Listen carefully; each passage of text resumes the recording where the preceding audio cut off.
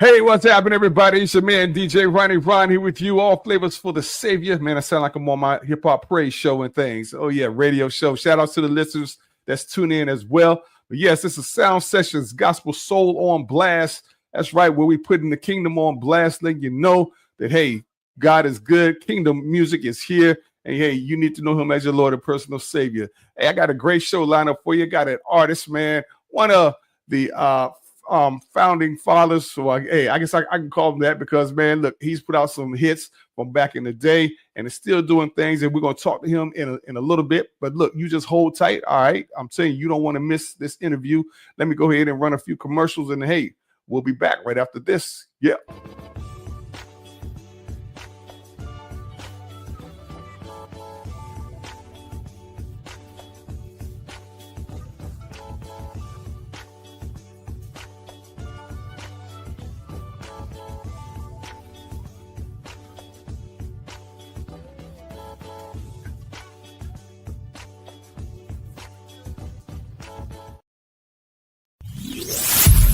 It's that grown folk gospel radio, soul school gospel, classic urban gospel, and today's R&B.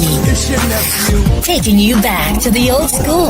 It's soul school gospel radio. Crazy right now. And you don't know what's going to happen next.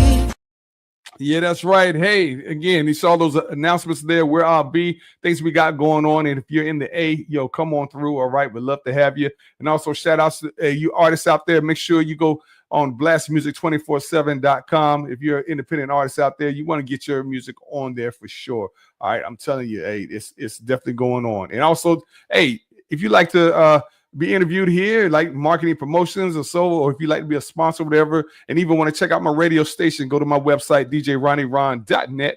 All right. And hey, yes, we got everything here for you. Okay. I'm doing a lot of great things. God has opened them doors. Been in this for over 34 years or so, or probably even more. I don't know, but hey, I'm still here by the grace of God. All right. What's up, Kenny Smith? How you doing? Yes. AEG Radio Network that's definitely checking us out right now.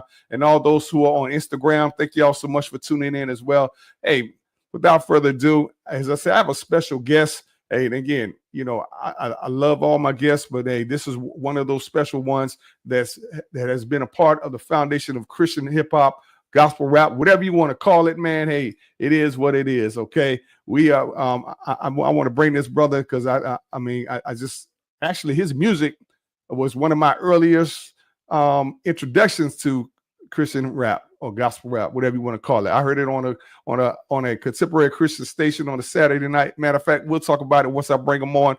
Hey, let's welcome to Sound Sessions, my man Mike E is in the house. Mike E. The Trinity with you. You know what I mean? Yes. Remember that? Yes, sir. They used to ask me all the time, why are you throwing up gang signs? I said, because I'm with the gang of three, the Father, the Son, and the Holy One. That's the Trinity right there. Oh, man. You know, I was just trying to fit, right? I was just trying to fit.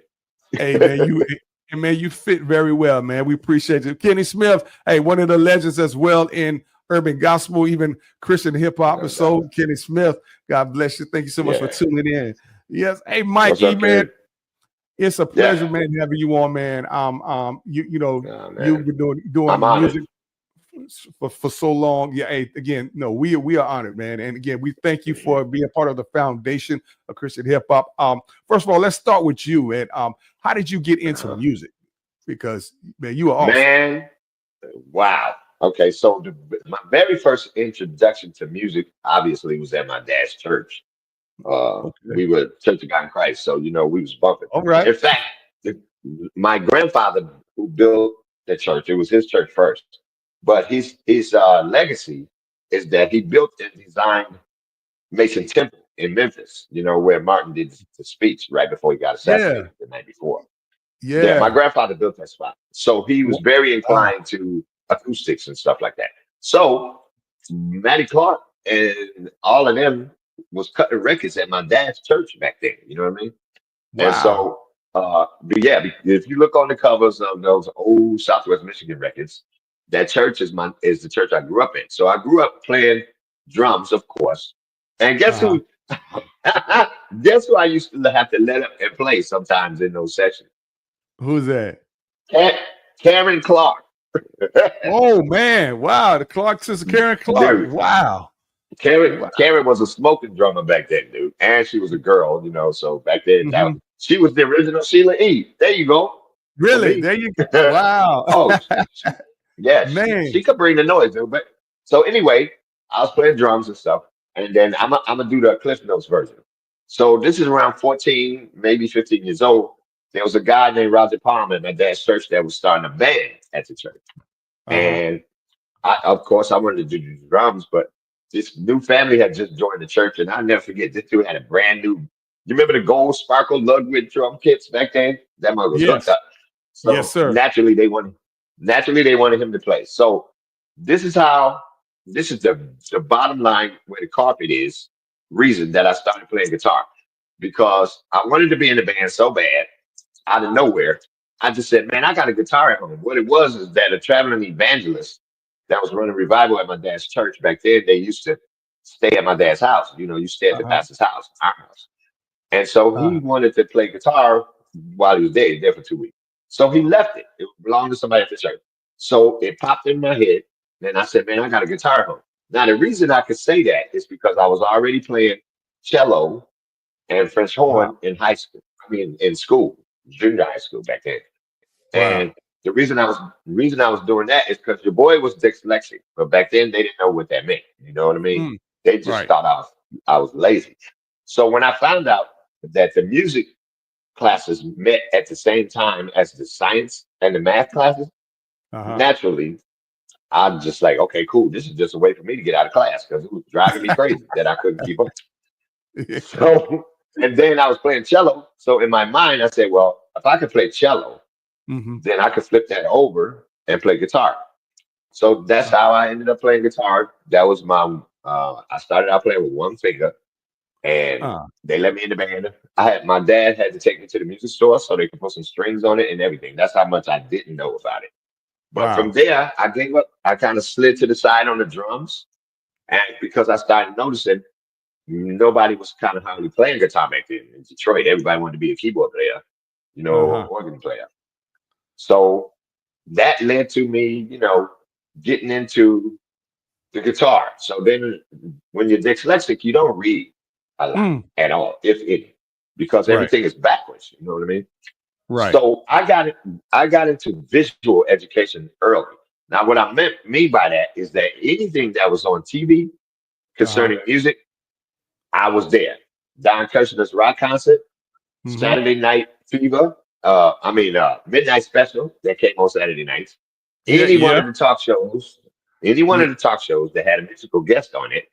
Now, watch this. I'm gonna tell you where my mind was at 14, 15 years old. I didn't like Soul Train musical guests that much. Now, don't get it twisted. I love who they were. Right. But if you remember, they never played on Soul Train. There was all lip sync every time somebody was on Soul Train. Right. It sure was. It was sure was.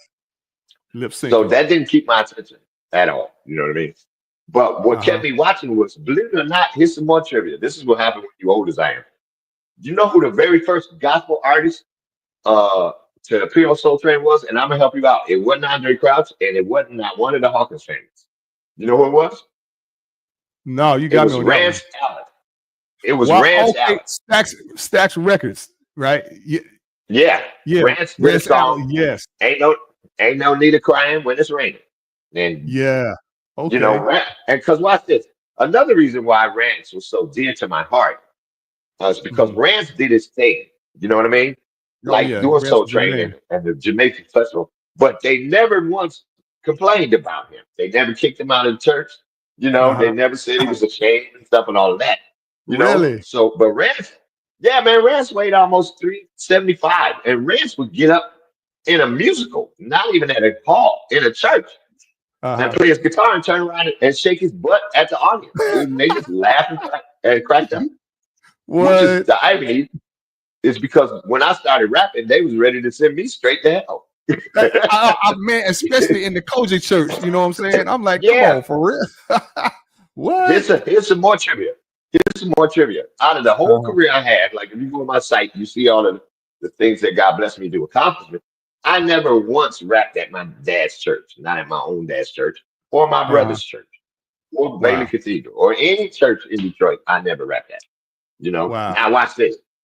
I rapped in the Palace of Auburn Hills where the Pistons played. I rapped in the Mm. Silver Dome where the Lions played because I was with Amy Grant, Michael W. Smith back then, and they was Yeah, balling. yeah, So yeah, yeah. I wasn't watch this. I wasn't really complaining about rapping in your little bitty church back then because we was out with six semis. I mean, four semis and six buses. You know what I'm saying?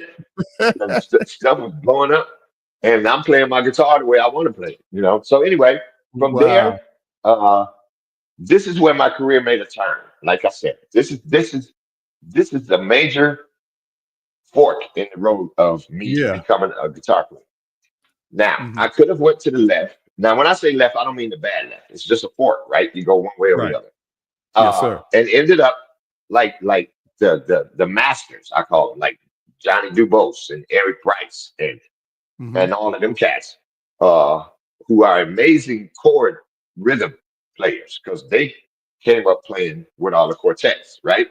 Right. So one afternoon, I went to a vocational school because I had a music scholarship playing cello and French horn. I ended up in the Detroit Junior Symphony Orchestra. Wasn't reading the thing, and this is no bite off of Dallas Austin because he wasn't even thinking about being born yet when I went through that. And uh, so one day we didn't have music that day, and Mhm. so I skipped. Now, children, don't look at this as something positive, but I just couldn't sit in that class all day. It would drive me crazy. So I Right. ended up walking downtown Detroit. There was a place called Cobo Hall back then. And since I was watching all of these shows on TV, I recognized these buses with the Eagles and stuff painted on the side. So Uh-huh. back then, the chords were so big that they kept the stage door open. So I creeped in with my backpack on, 16 years old, end up standing behind the monitor man while this Mhm. guy was doing his sound check. And Uh-huh. Doc, when I tell you, I had never in my life witnessed anything that sounded remotely close to that, the way his guitar sounded in Cobo Arena by himself doing a Uh-huh. sound check. And then he came over there to say something to the monitor guy, and he saw me standing behind him, and he probably was like, "Who the heck is this little kid?" Because nobody paid attention to me. Nobody. Uh-huh. The crew were walking by, managers walking by, because so he flicked me a pick, and I picked it up and took it home and put it in my mom's Bible. But I went immediately to the music store and said, Uh-huh. "Why is this guy's guitar sounding like this, and why doesn't mine?" And the guy laughed, and he said, "You can get these little pedals to imitate that at home." He said, "But dude, he's playing through 48 boxes over his head and 24 subs under the stage, and he got Uh-huh. like 2,500 watts per side coming out of his guitar rig." Guess who Wow. it was, man? Who was it? Because I called my boy Jet and said, "Man, we got to go to this show tonight and see this." It was Neil Schon from Journey. It was Journey's show that night, and I had never Oh even heard man. of him. Ever. Legends. Never heard of Yeah. him. Legend rock fan. See? Yeah. Journey. And then what's this? I grew up with all these vocalists, the Winans and the Park Girls and Vanessa and James Moore, all this Yeah, and then you phenomenal. even play behind them too, right? Commission and all of Yeah, them yeah, too, right? that's what I mean. I toured with all these people. But Wow. When I heard Steve Perry from Journey Steve sing Perry. the way Yeah. he sang all night Uh-huh. long, never got hoarse, there wasn't no stems, wasn't no tracks. I was turned out. I said, that's what I have to do.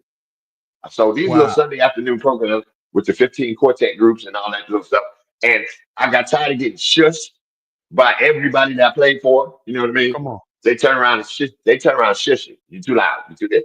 Because once I bought my first distortion box, dude, it was a wrap after that. Wow. Yeah. And I got tired of being shushed.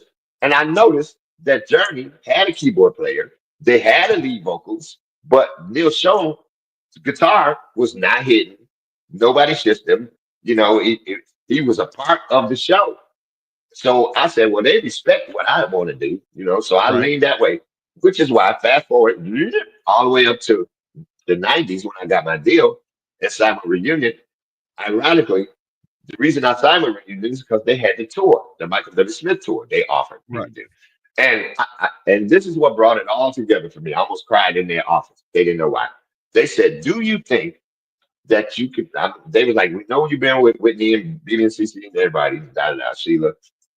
do you think you can play arena rock?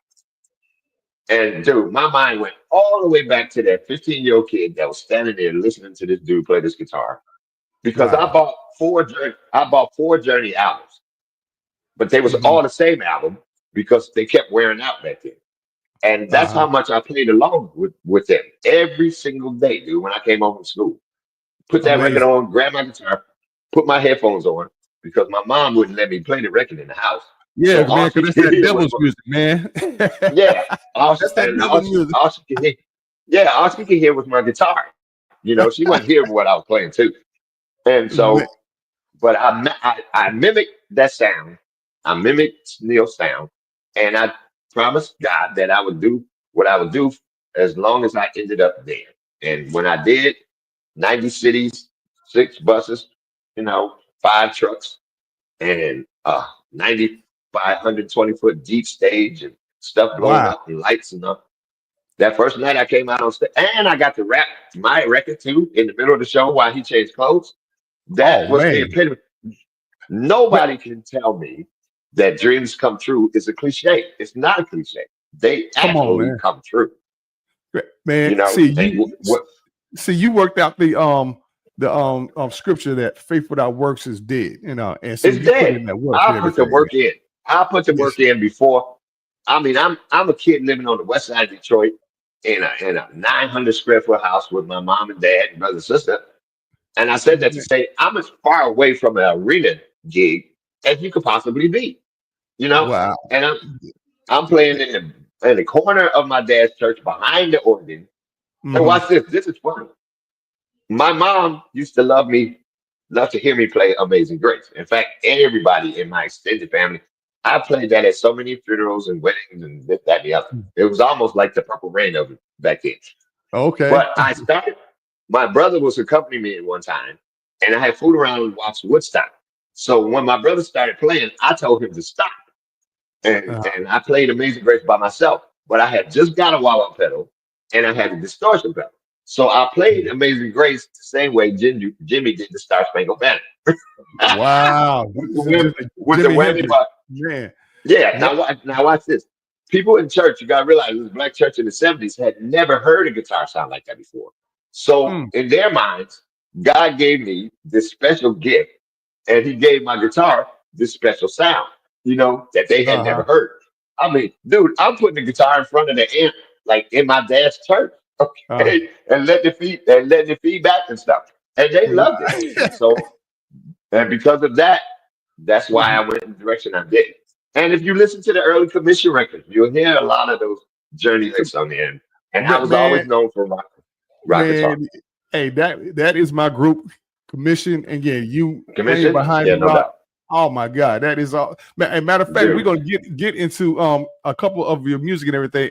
Hey, my man Kid Smith said Yeah. he still have your Mikey cassette tape. So, hey, Yeah, watch it though. I bet you can't find no cassette player though. exactly. Hey, well, look, I got all your albums, man, and that's a collector's item, man. That's Exactly. hey, Yeah, I especially bought that. a record player this year too. Oh, really? Hey, well, look, man, that second album, we definitely gonna talk about that for sure. But hey, I Right. want to get into this. Is the song that I heard on a Christian radio station, a contemporary Christian radio station on a Saturday night down there in Florida, and man, when your song "Housing" came on, I was like, oh my God, man, this is what I'm talking about. Hey, how did that song come about? Yes, sir. Housing came about because and you talk about living the dream.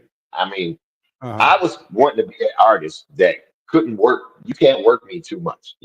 If I got to do an interview in New Orleans and I got to be in LA in an hour to do the Arsenio and I got to go to New York to do Saturday Night Live all in the same day, that's the artist I wanted to be. So wow. I had to cut my record fast enough to get it ready because Michael W. Smith's tour was leaving in a month. So here I am. I'm going to rehearsal with the show from 9 to 6 every day. I'm leaving there. I'm going to the studio from 6 p.m. to whenever we got done. And I'm back at rehearsal 5 days a week. And sometimes I would tell Mike, I got to go lay this vocal down, and come back. So Housing came about. Most of the stuff was either written in my car or in the shower. And that's not a cliche either. But Housing just dropped on me. The whole team fell at once. All the verses, the hooks, and everything. And Jet and myself, Jet did the track, but we were not trying to be Jammin' Lewis, but we had a marriage like that. So Jet would hand me a cassette tape with like 10 or 15 tracks, nothing but tracks. And his tracks would literally speak to me. I could literally hear the hooks coming out and stuff already when there wasn't nothing on there. So when Housing happened to be the first song on there, and I just started grooving with it, and that bass line got me. And of course, BBD was out back then, and it was hot. Yeah. And so Housing. And Housing was a slang back then. We housing the joint. Everybody. We housing. Yep. So, yep. Sure. So that's how house came about. And then they found out the record company. I'm gonna let you play it. The record company found out I could dance a little bit. You know, that's just from being so good. Which is why the video came out like it did. They wanted me to dance on the video. Now I'm really literally panicking on the inside, like, whoa, how's mama gonna take this? You know what I'm saying? And, man, I'm getting ready to get kicked out of church for sure. So I said, I may as well go for it. Dancing Big for time. The devil, all the other stuff. Yeah. Yeah. And play my guitar in just the vest with no shirt. Are you kidding me? Come on, man. Oh man, that's strip tease up in here. No, man, no doubt. Hey, well, here it is, guys. Hey, if this is your first time checking it out, check it out right here, man. This is some dancing for sure. Yeah. Oh my God, Lisa Jordan and Regina. Thank you for Brits. Come and go with me to my father's house. We can live together. And we'll be housing. Come and go with me to my father's house. We can live together. Here we go again, my friend. Another story to tell, another heart to win. To catch a brother who fell and bring a sister into the house that we're housing. And when I say we, I mean me and the G-Rap Posse. Back to the max by the Holy Trinity. If you're in the sitting, then you better warn us. Cause when we start hitting, don't try to conform us. We hit the stage and we hit with the rampage. Gone away sin like it was hit with the 12 gauge. I live large and I don't think small. Hold my head high and I'ma stand tall. Squash that down and I'ma kick it to the curb. Pump the up cause it's back by the word. Take the negative and drop it in a hole that I will drop a mouse in. Cause me and my father's house. Come and go with me to my father's house. We can live together. And we'll be housing. Come and go with me to my father's house. We can live forever. From coast to coast and from hall to hall, we jamming them in, we're coming wall to wall. Looking for someone with the truth revealing, trying to find more than just a good feeling. I got it, you need it, if you want it, here it is. It's time to make a change and put your life in the hands. So he can take you to a place where you can chill forever. Not down here, this place is much more clever. Talking eternity, sweet serenity is the place that you yearn to be, but first you must learn to be the one that he's calling for. Think of the evermore, his face you must adore just to get through the door. Squash that down and kick it to the curb. Pump the up cause it's back by the word. Take the negative and drop it in a hole that I will drop a mouse in. Cause me and my father's house. Come and go with me to my father's house. We can live together. And we'll be housing. Come and go with me to my father's house. We can live forever.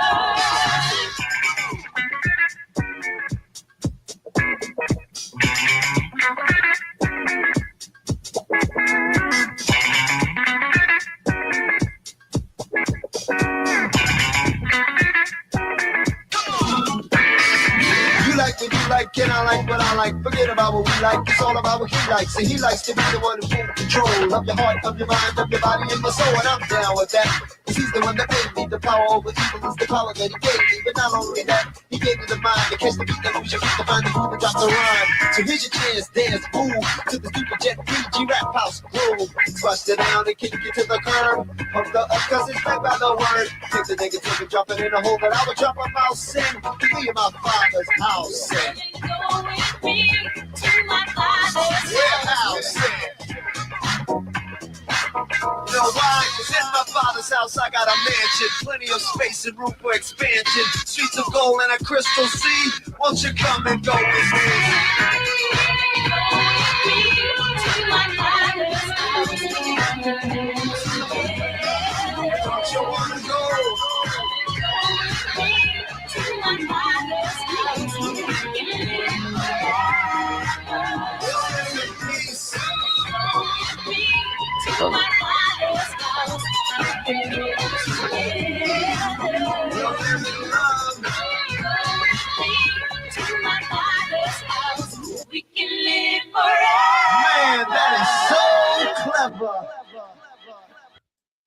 Wow. Man.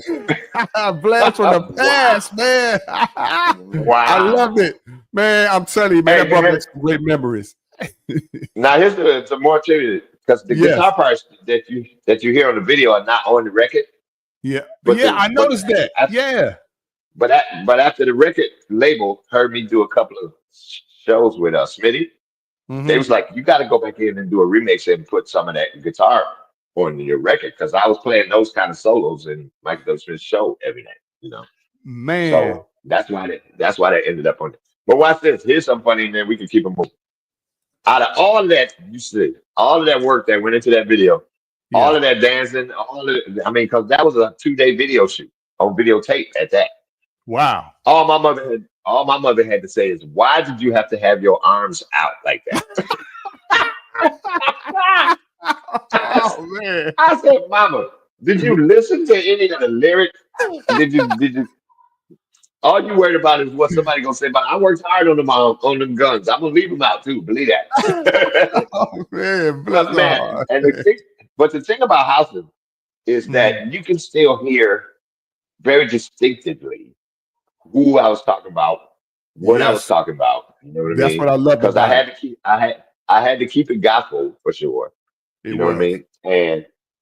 But I one thing I did learn from BB as a writer, hanging out with him so much, is that when you listen to the Heaven albums and stuff, BB was a master at letting you know exactly who he was talking about. It really came from Marvin Wine more than BB, without having to just say, without having to say Lord, Jesus, and God and Savior all the time to explain who you. Because back then, believe it or not, thanks to the devil or whatever, that could be offensive to a lot of people.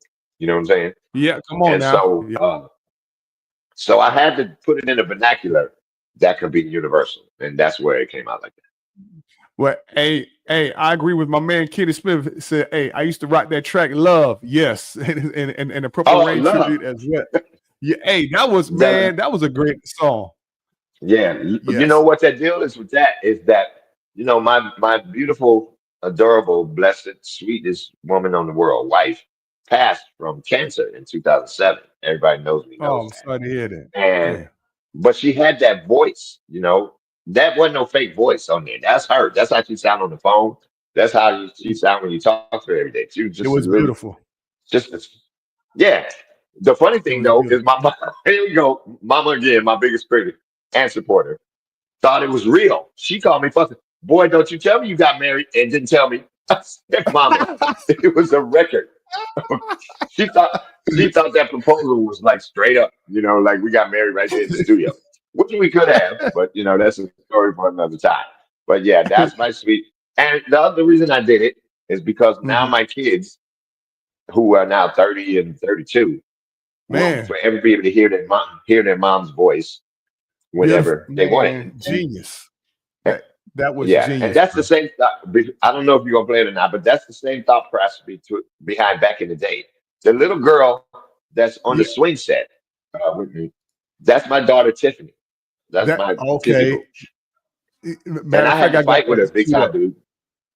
Oh, really? You had to fight with her? Oh, yeah? She did not want to do it. See, my kids grew up like I was a dad. They didn't grow up like Will Smith and them kids did. Okay. I was a dad. I was gone all the time. They see me on TV occasionally. But when that video came out, my daughter Tiffany got blown up in school, man. Like I was Will or somebody. Like she was. What's Jigga's daughter named Blue or something? And so I came to do a career day thing one time, man. And the doctors and lawyers was like, man, we going home. Ain't no way we gonna go in there and compete with this, because they showed the video there, And so, but now Tiffany is 41 and got 3 grown kids in college. And wow, man, yeah. So, but she's still etched in time on that video, and her kids get to see it now, and their friends and everybody, So I had a plan. And we check this out. We're gonna get to see it again, because I was definitely jamming this back in the day as well. And hey, I'm telling you, this is a very well put together video here. And so here it is, guys. Back in the day. I'll tell you that after we watch it. Yeah. All right, here it is. Yeah. Kevin, Yo, what's up, bro? Why are things the way they are? What you mean? Why are things the way they are? Why is it so hard growing up in the city? Was it this hard for you? How did you deal with it? Wow, baby girl, that's a loaded question. You know what I'm saying? Just tried to do the right thing. A lot of prayer. Yeah, let me show you what I'm talking about. Check it. Back in the day, I really didn't know what to do or say.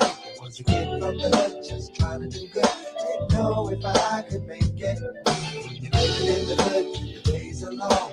You want to do right, but the evil's strong. It's good thing your mama told you right from wrong, 'cause that's what helped you make it.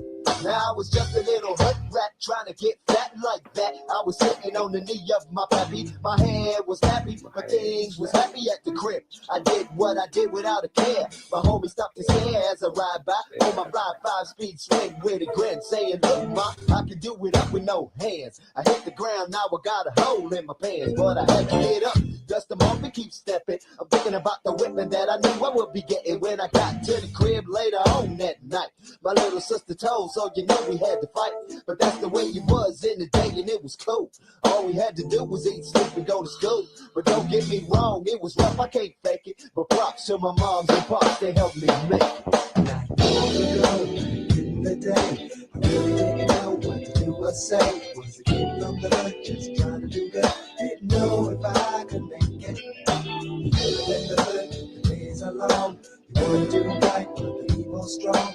It's a good thing your mama told you right from wrong, 'cause that's what helped you make it. Now I ain't hearing all these wannabe G's always talking about the hood ain't good, brother. Please, if you wanna be a real man, do it like we did in the day. Talking in wood players, sprinkle wab in the BK. We never got in with the steel. Had to put up your dukes where you got your nose broke, going knocked down too. All you had was your pride. The strong survived, and even if you lost, you went home alive. Enough respect to the elders on the block. They always had the sense to tell a brother when to stop and look around at the life that you're living, the gifts that you're giving. You know you should be positively driven. It ain't the hood, it's what you do while you up in it. And you know I was a homie that was in it to win it. So when the test came, I was always good to take it. Props to the elders on the block to help me make it. So, yo, little bit, you down with that, right? That works for you, and I guess it can work for me too. That's right, that's right. So the next time you in class, you out on the playground or somewhere hanging out, things go wrong, what you gonna do? I'm gonna make up my own mind. I'm gonna do neither, and I'm always gonna try harder than I have to. Bet, that's the thing. You know what? If you do that 9 out of 10 times, it's gonna work out right. You know what I'm saying? That doesn't mean I won't make mistakes. Of course you're gonna make mistakes. We all do. Just pick yourself up, dust yourself off, and keep on stepping. You can do that? Yeah. Bet, you make me proud, my African princess. I love you. Love you too. Now when I look at how it was, I have to trip on how it is. I gotta guide my shorty's future, so I handle my bit like the man that I am, straight from the motherland. I'm following the plan of the great I am. So I walk the straight and narrow, and I hope they wanna follow. But even if they don't, then that's a pill they gotta swallow. The world is a stage, and you gotta play your part. But play the part that's gonna make it right in your heart. Cause you owe it to the ones that come behind you. Don't let them find you slipping with that thing that keeps you tripping. Keep your head up and never let your guard down. And if you're fed up, don't let up. Just love them by the pound, cause you can't afford to ever let them go. You gotta let them know that if there's trouble, you'll be down for sure. And when the test comes, you'll be there to help them take it. Props to yourself, you help them make it. Long ago, the day, I really didn't know what to do or say. Was a kid from the hood, just trying to do good. Didn't know if I could make it. Living in the hood, the days are long. Wanted you right, but the evil's strong. It's a good thing your mama told you right from wrong. 'Cause that's what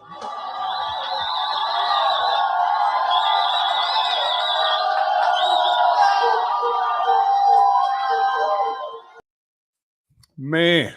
Oh man. Yes. I did that video with the band to show everybody that myself and the rest of us was really playing. That was the other thing. That was one of the things. Well, thanks to people like you who look beyond that. But as far as cracking like secular radio back then, it's Right. because none of the hooks were recognizable to them. You know what I mean? This was all brand new, fresh music, you know. But they did give it the props because it's done well. Now, you talk about that video. I fought to get that video shot on film and not videotape. That's the first thing. because Uh-huh. I went to a couple of like Jack the Rappers and stuff with the label Yeah, I with met Big Jack the Dog Rapper. East. Yeah. Yeah, trying to get some advice. And so I flew around and asked a question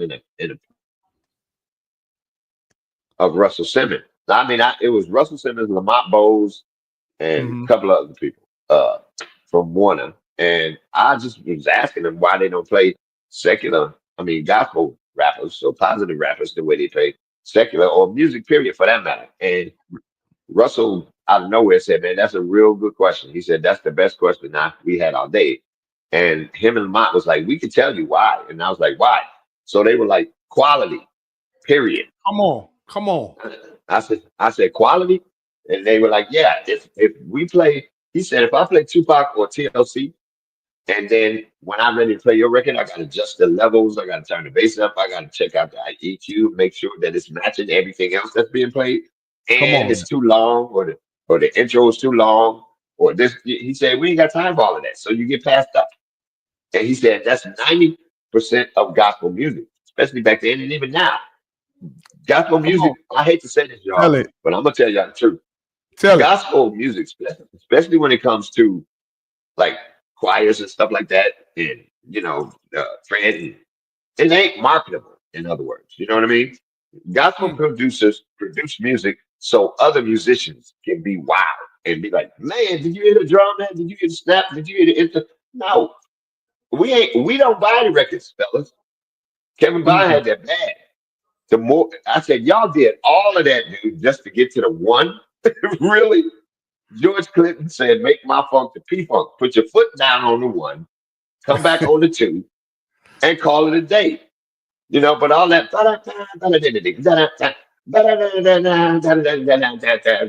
Jesus, Jesus, way. You know what I'm saying? Y'all did all of that to get there.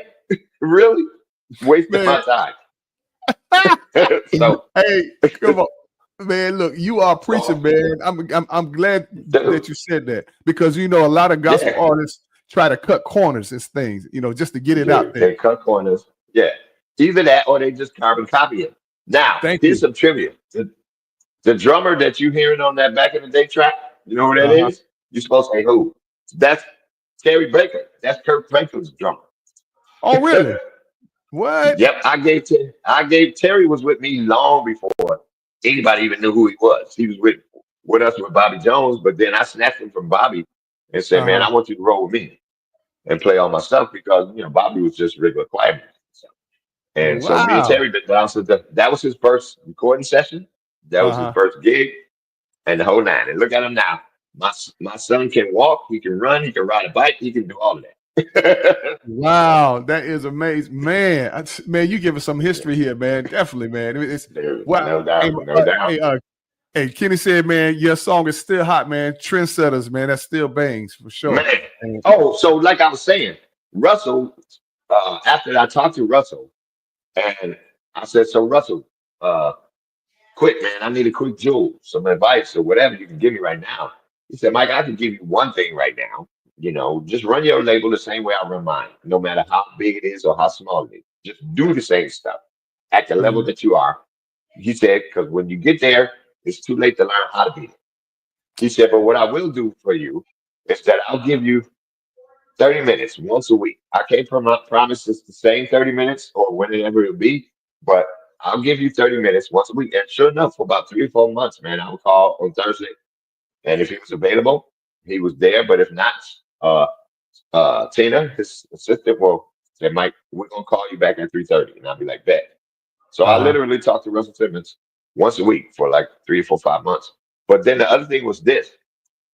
I knew that like the housing video, that was videotape, but that was okay because that was coming out of the MTV generation. But Right. I know also that film is what stands the test of time. You know what I'm saying?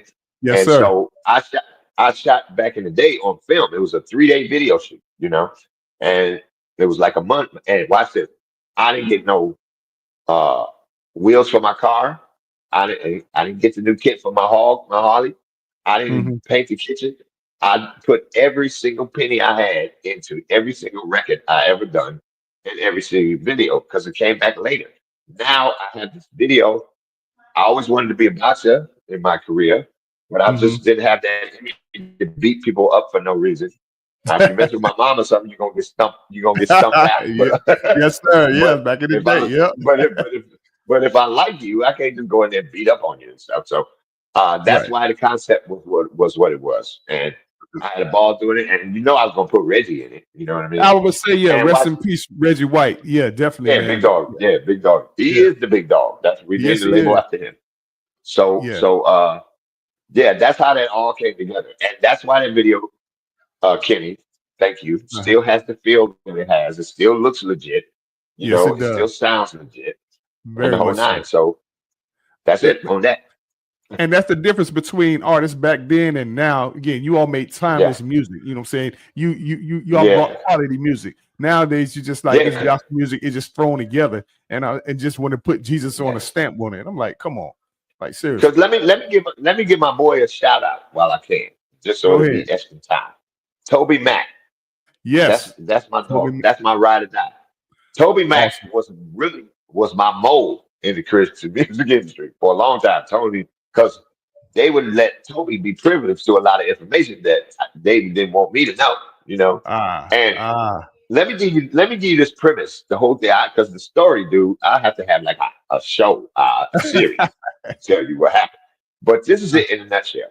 When they Uh, called me in the office and said, you know, I got to set it up right. I did the Creation Festival coming off of the Go West tour, 80,000 kids. And I flew all of them cats that you see playing behind me. I flew them all up from Detroit because, back in the day, we just like in Brooklyn, New York, and Harlem and Queens and Wu Tang and everybody else, whoever got over brought everybody else. So that's right. what I That's how did. it should be. Right. So I walked into the press room afterwards, the international press from all over the world, and this one dude from Toronto, Canada, I'll never forget, stood up behind the microphone and said, "Mike, we saw you on the Go West tour. We love your innovation, this and that, and that. But I saw you today and your band is all black. I noticed." He said, "Now, are you trying to make a statement or did it just turn out that way?" And now my manager is like kicking me under the table, dude, because she know me. And so I'm like, okay, well, now. I said, then I told him it turned out that way because I grew up in that neighborhood and all my friends just happened to be black. I missed the whole busing era. You know what I mean? Right. So I have plenty of universal friends, is what I called them back then. I said, but you know what? And I would have been all right, dude, had I stopped there. Y'all would have never had to stop playing my music or none of that. But I didn't stop there because that wasn't the point that I was trying to make. So the next thing I said, and he turned back around to the mic. I said, I just came off of the Go West tour. Amy Grant, Sandy Patty, Michael W. Smith, uh, Russ Taff, everybody has had all white bands their whole entire career. And I Ah, guarantee you, nobody in this room ever asked them why. come on. Dude, just like that, you could hear a pin drop in there. You know what I'm saying? And Put them so on blast. I said, "Is that it? Is that it?" And then nobody said nothing. So me and my manager got up and walked out. So I got back to Nashville, dude, and oh God, I'm on the cover of every Christian magazine ever put out. Is Christian Mhm. racist? Mike E says yes. Mike E, the Malcolm X of Christian music. Mike Wow. E, I got them all framed. My wife got them all framed. These are covers I'm getting. Dude, I couldn't even buy a cover. But now I'm on the cover of every magazine. So to put it in a nutshell, because I don't want to go down that road all the way. We don't have time. When they call me in there to give me some drama, you know what I'm saying? Reunion. Man, we've been good to you. We put you on the tour with Smitty and this and that. I said, yeah, but the next tour, y'all went across town and got DC Talk to open for Smitty. Instead of me, I'm on label with him. And y'all telling me my record is having trouble recouping when y'all know I could recoup in a week if I was doing this next tour. I said, but the first tour must have been too much. And they said, well, you're trying to make us sound racist. I said, listen, man, let me tell you something. It's Mm, because see, I was older than they thought I was, and I had way more experience in life. I I right. came through the '67 riots, not that Sunday school picnic that Rodney King and them had. You feel me? I rioted from 68 was like 2 weeks long. Okay. Anyway, Wow. uh, I said I am not out trying to prove that y'all racist, but it's your Right. job to prove that you're not, and that's where you slip it. And that's all I said. And sat back. And I Man, said, dude, I'm not trying to prove what you about, you have to prove that you're not about that. And you haven't done that yet, which leaves everybody with the question, well, are you? Why then Come on. this? Why not that? Why do you? Why? I told them all four of y'all in here are members of a golf club right here, a country club right here in Nashville. That the only thing I could do when you get there is get your sticks out of the car and polish your shoes because I sure can't play Man, with you because they don't man, they don't allow want to hear that. minorities to play there. Right. Yeah, Yeah, they they don't were. want to hear That was way, way in the back of their mind. You know, it's almost as crazy as Trump and Zelensky the other day. The that. Right. knucklehead that asked Zelensky, why did he have enough respect to put a suit on to come to the White House? When has Elon Musk ever had a suit on? He's in the White House open meetings. He's in the White House every freaking day with a baseball hat on and a t-shirt. Uh-huh. But you gonna sweat Zelensky because he ain't got a suit on? People stupid, man. They don't think before they speak. See, Anyway, I'm sure not going down that road. hey, see, you're definitely exposing what goes on even in Christian music industry and things like that. Yeah. It's, you know, and even back then, it just you know, for them to ask that question, it's like, wow, you pretty much exposing yourself. Yeah, go ahead. Yeah, because Ronnie, this is the key. There was an illusion that I learned quickly because, like I said, I grew up in Detroit. I moved to Brooklyn when I was 19 to play with Tremaine, and I stayed there for 10 years doing Broadway and all that. I Uh-huh. said that to say I'm from the real, okay? I'm from the hood, but you know, my parents raised me. I'm gonna take you to the whole nine. This is the issue. We thought that because they were a Christian record label, it was ran, owned, and operated by Christians. Come on now. And that was farthest from the truth when I Far got in from there. the truth. Most of the people that worked at Reunion, dude, came from LA, from Geffen Records, when Geffen bought Reunion. You know what I'm saying? These people Wow. ain't never been to church a day in their life. The A&R people, the marketing people, the publicists, the whole nine. They just work at a record label that happens to be Christian. They do Christian music, put it that way. But as far they leave your ministry up to you. They literally told me that. They like, Mike, we're in the business of selling records. Your ministry is up to you. We'll support your ministry in the whole nine and do that, but that ain't what we here for, dude. We here to sell records, okay?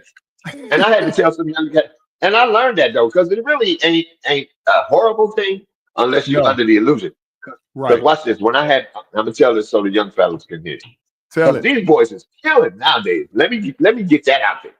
This new trap hip hop generation of gospel rappers now, Uh-huh. these boys is killing.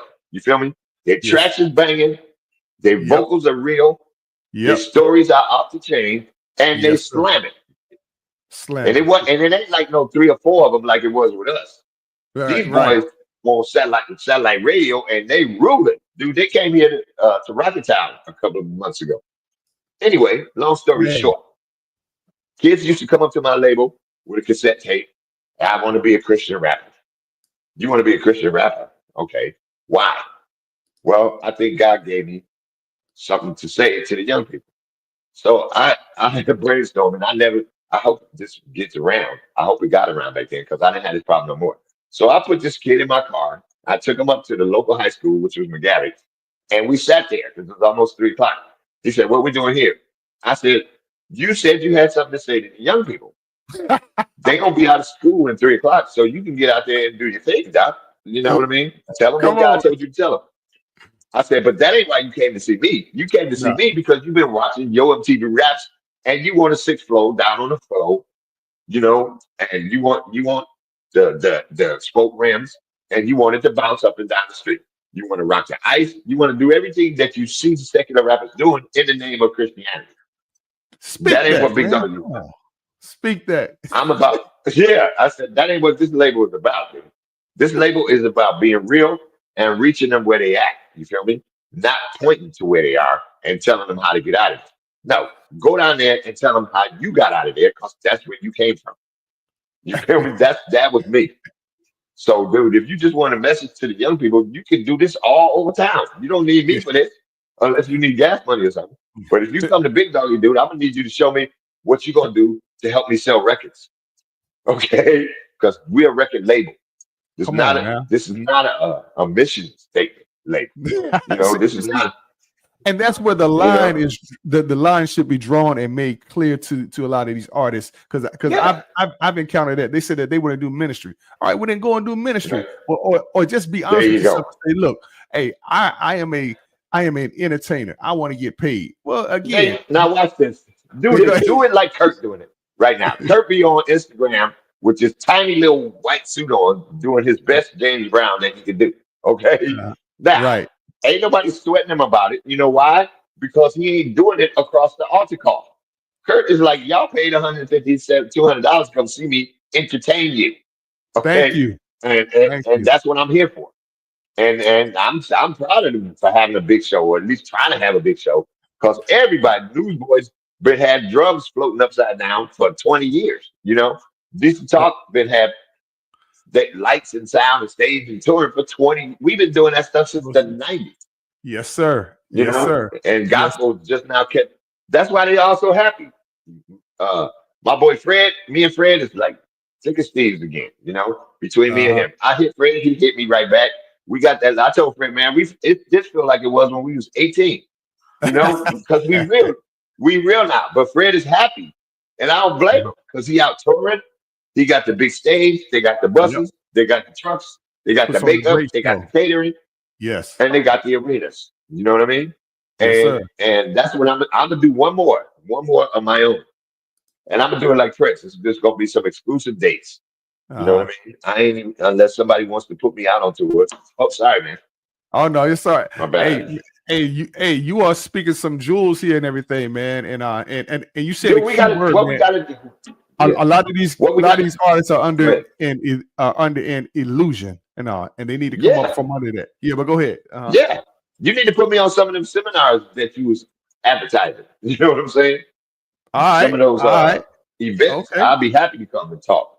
Yeah, because that's really what I should be doing now. You know what I mean? I should be dropping these jewels and spreading this info that I had, that it took me what I went through to learn, so these people don't have to go through. That's what Total Gig University is about. My company.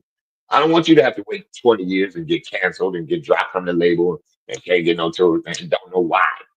Right. I can tell you why now. In 2 quick sessions, I can tell you what to change and fix. But anyway, that's one other day. But Ronnie, man, this is great, man, because see, you get me talking.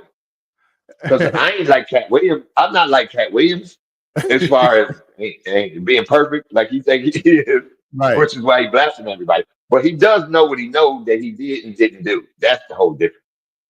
You feel me? Come on. And I know I didn't do nothing.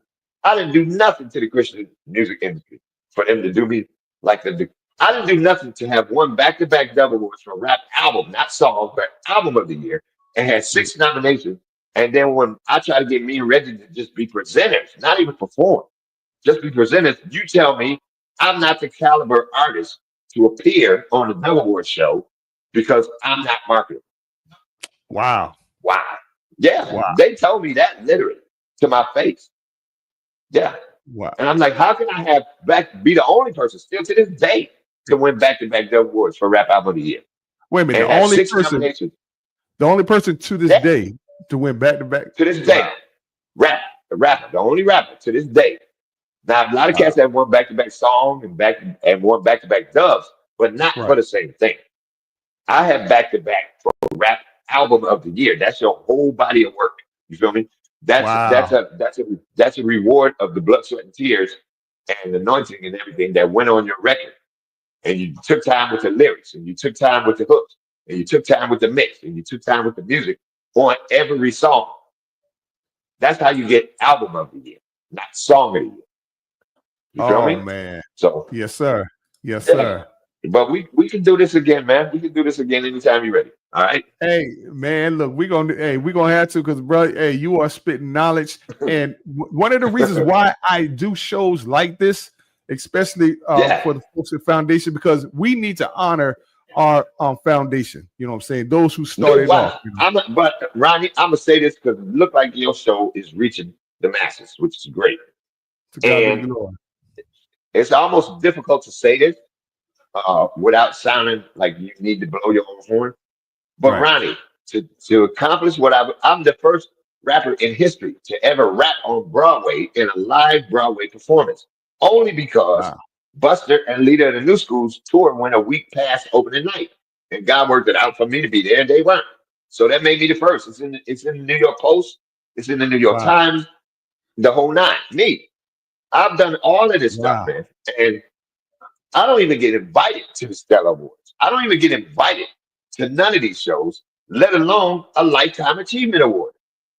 If you Wow. call me the pioneer, everybody I meet calls me the pioneer. Mike, you the first. You do this. You do that. You do this. And Right. watch this. There's the R&B museum here. Got an amazing gospel section to it, and I'm in it three or four times. I'm in it with Commission. I'm in it with Edwin Hawkins. I'm in it with Bobby Jones. Detroit, right? But Mike, no, it's here in Nashville. Oh, Nashville. My bad. Okay, Nashville. Yeah. Okay. And watch this. But Mike E ain't in there. But guess who they're talking about putting in there first? This is a Hall of Fame. Okay, it's a museum. Lecrae. Now, watch this. I love Lecrae, and Yeah. this ain't Kanye. I mean, this is not Drake. You know, Right. and my boy. This ain't a beef between me and Lecrae. Right. Yeah. But Kendrick Lamar. Yeah. that's- Kidding. But that would be blasphemy to put Lecrae in a Hall of Fame now I at agree. this point in his career. You know what? And I Only think because that's the only rapper y'all know now. exactly, and That's- because he's the first rapper to win a Grammy and everything. I No, would he say that. ain't. No, he ain't. No, First he's Christian not. hip hop artist. First. No, Christian- he's not. Oh, Toby tell it. Mac got a Grammy. Toby Mac and DC Talk got a Grammy. You know what? You're right.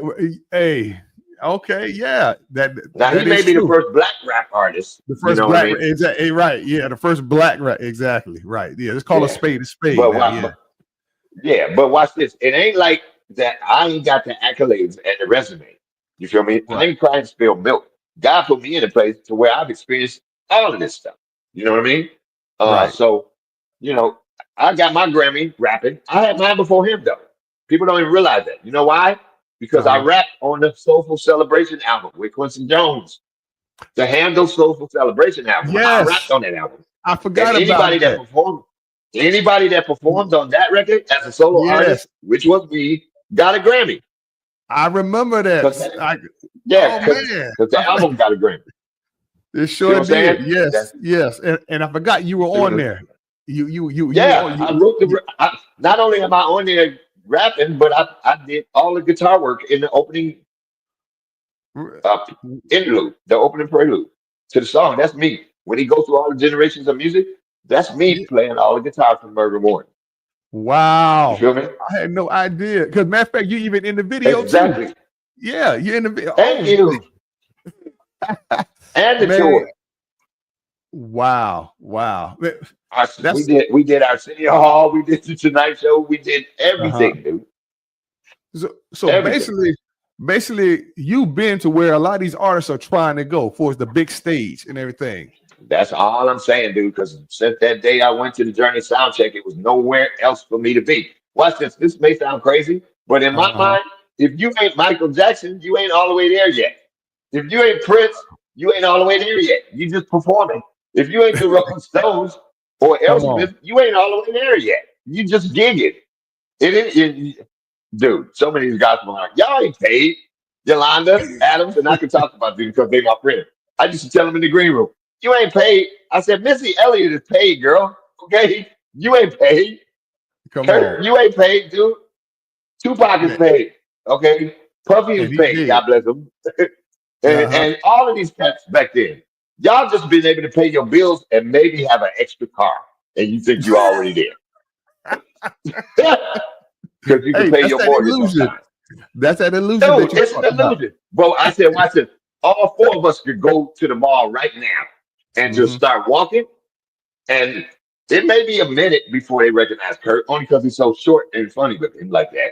And that they may say, oh man, is that Kurt?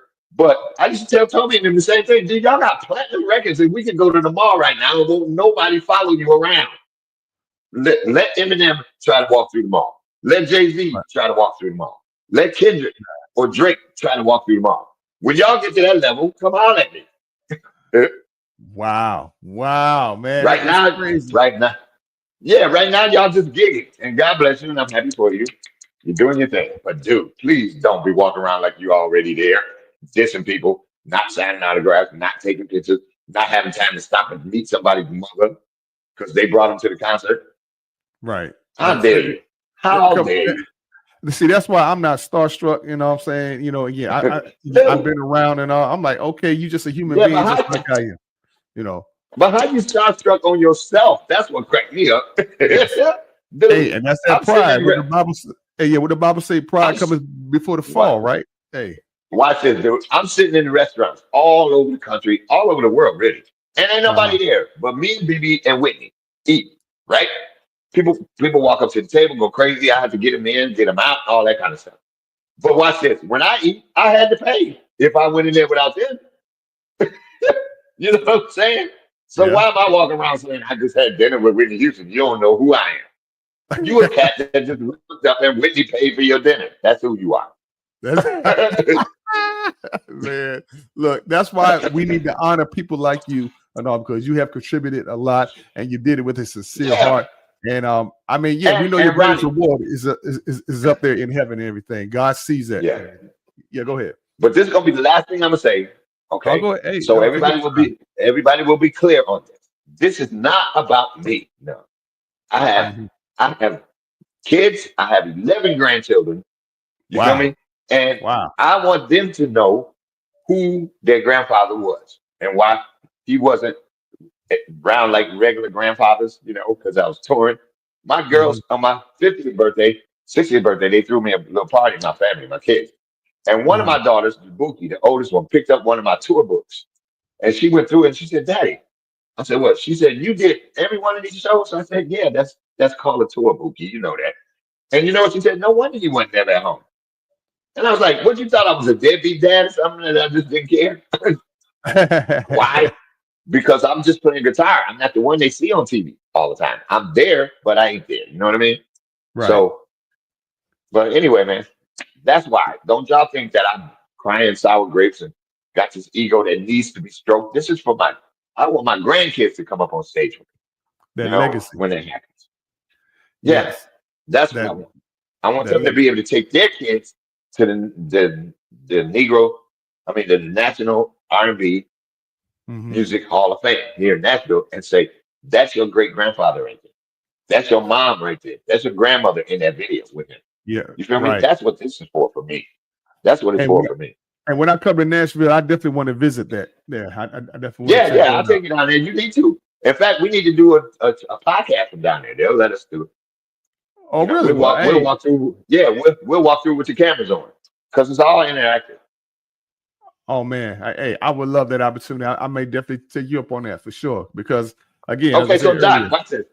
I hate to be ghetto, but I'm down to like 1%. I see. Now either I'm gonna go and get a plug, or we're going to finish this part 2 show. Go ahead. All right, because I don't want to. Hey y'all, again, man, we just talking to Mike E, guys, and hey man, we just want to thank him so much for everything that he's doing. And yes, there's his website right there. You need to definitely go ahead on and definitely go check him out. Look at all that he's done, what he's contributed to Christian hip hop and just the music industry in general. All right, because again, hey, these are the legends that we need to honor and continuously honor. So because they help pave the way. So if you're an artist out there, Christian hip hop artist, you know what I'm saying? You need to definitely know who Mikey is. Yeah, hey, I'm back there. And y'all can see I'm real because I ain't got no little sister here saying, hey boss man, I need to plug your phone up, it's about to die. I had to go get my charger out the bedroom. Anyway, man. I gotta get ready to bounce anyway, man. But thanks for having me on. Y'all, but Ronnie said, I said, Ronnie, how long is this gonna be? He said about 30 minutes at the most. I'm like, yeah, right. Hey, I told you being a legend it's probably gonna be more. So hey, man, I appreciate you, Ronnie. I love you. I love what you're doing, man. And you're doing it right too. It looks great, it sounds great. You're doing it right. Congratulations. And because I was with Yes Lord Radio for a long time. Yes Lord Radio. Okay. With the mic check. Yeah, we got a couple of stellars behind that. So I know what you're doing. And my degree is in broadcast communication too, my real college degree. Okay, mine's similar. Yep, public relations. There you go. Communication. So yeah, that's me. Now, what's the name of your show? It's called Sound Sessions, Gospel Soul on Blast, or just straight sound sessions, pretty much. Look, Yeah. I'm doing this on purpose so that people be like, "What the heck was he doing?" Hey, look, man, we're gonna have you back on again, sir. All right. Anytime, man. Anytime. And then if you find somebody, you and I will co-host and we'll both interview them. Let's get BB on here or Kurt or somebody and interview them. Hey, well, look, let's make it happen. All right, let's make it happen. Let's make it happen. Yeah, that'll be good. Hey, you. All right, one Hey, love. look, you have a blessed night, sir. All right, all Too. right. Hey, God bless you too, Doc. I love you. Stay in the house. Yes, stay in the house. We going back in the day, no doubt. Back in the day. All right. Mikey, y'all, you all have a blessed one. And remember, you matter in the kingdom of God. So don't compare yourself or your ministry to anyone else.